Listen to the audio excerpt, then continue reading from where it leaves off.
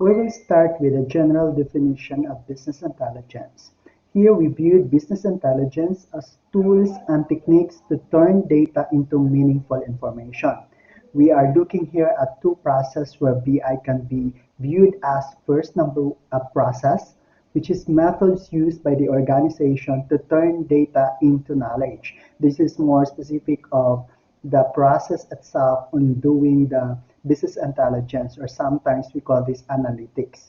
And the product is information that allows businesses to make decisions. This can be equivalent to applications that developers or software developers are using to be using or related tools so that decision makers can view the product of the process. So we look at here at business intelligence as a process of doing it, which is part of analytics in some of the perspective of others who work on, especially on statistics and on the data science perspective. The product itself is the output or the resulting visualization or that the analytics has been done or has been defined as a product. So we see this as a wide range of applications, practices, and technologies for the extraction, transformation, integration, visualization, analysis, interpretation, and presentation of data to support improved decision making. So for me, inherent within the business intelligence that it will be used to support decision making. So our subject is talking about business intelligence and decision making, which can be equated only to business intelligence because the purpose of doing BI is for us to be support data-driven decision making. Okay, so there are some benefits of business intelligence and analytics on some of the industry or depending on how you will use BI. So for instance, it can be used to detect fraud. This is related to special investigation. Second is optimize operation if you are interested to the process.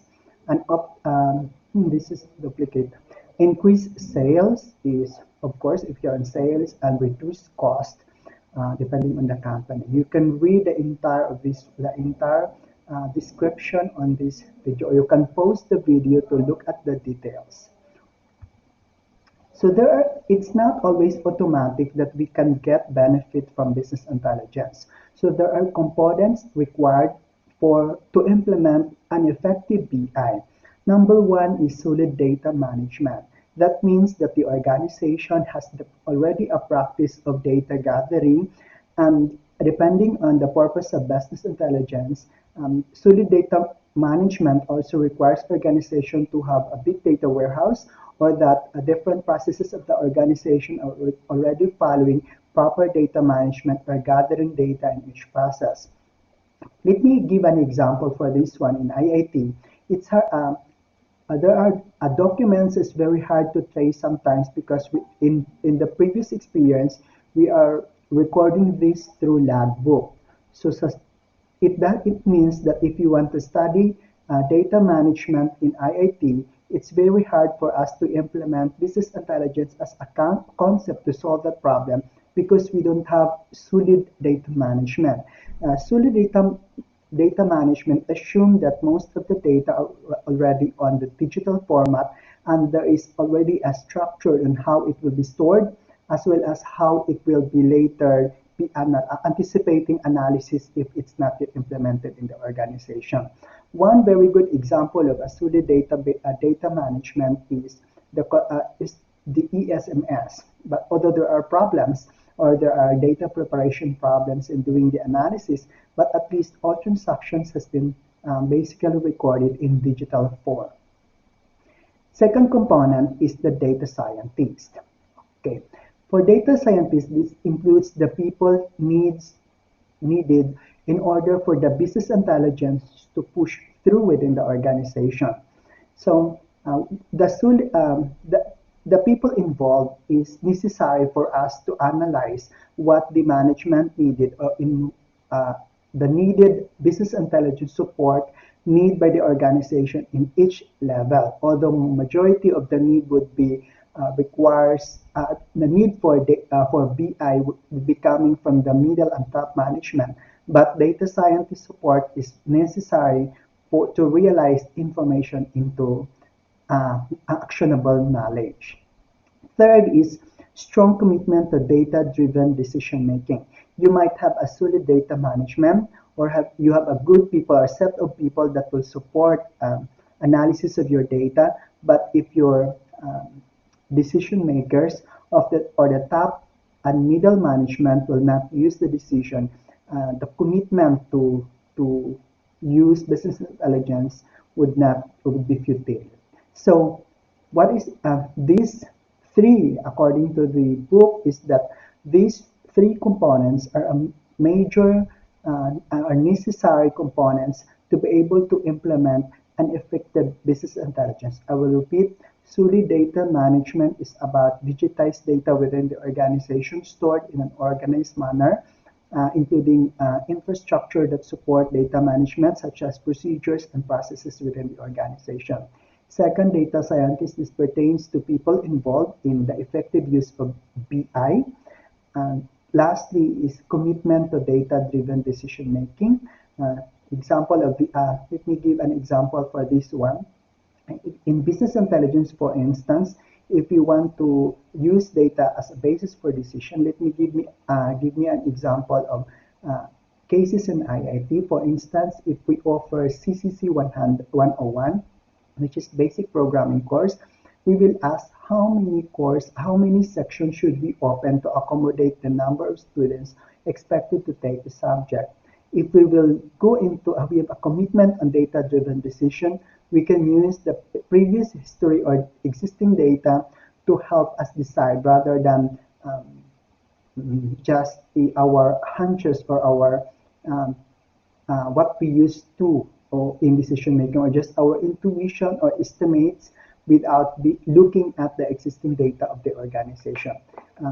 In this case, for instance, if we see solid data management, we already know that that means data is also available.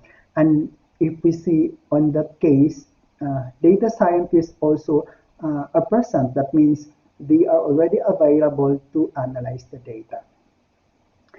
So some simple example of BI tools used is a simple spreadsheet. For data analysis, sometimes there are new approach that I will introduce later. The components that we said before is the data scientist, but sometimes you don't need a data scientist to analyze data. So sometimes spreadsheet can be used by ordinary workers in the organization to analyze data to support decision making. And this one, spreadsheet is an example of a business intelligence tools. If you see here, the illustration is that we have an Excel and a visualization and a map illustrating the result. And this can be done all in spreadsheet, assuming that you have added the needed modules for each of the application. Other tools can be reporting and querying tools. This is to present data in an easy to understand fashion via formatted data, graphs, and charts. You will realize later that it's not easy to understand the data of the organization unless you have a proper background on information related and IT related subjects such as database management system. So reporting and querying tools are example of a report. A reporting tool is just a generated query, meaning a generated instances or set of data within a certain table. While query tools, these are dynamics query or dynamic data that will be retrieved within the organization. So for instance, COR or Certificate of Registration is an example of a reporting output. Querying tools are example in ESMS for those who are coming from IIT. Example of a querying tool is that we will check the subjects offered by a certain college or a faculty members or student under a certain college. That's an example of a querying tool. And they are always paired because For instance, if you have a reporting on student per college, that's a format report, and the querying tool is the dynamic parts of reporting, wherein different set of data displayed based on the query that you specified. I hope that you understand this one. You can comment on this one on this video if you want to clarify more about about these different sets.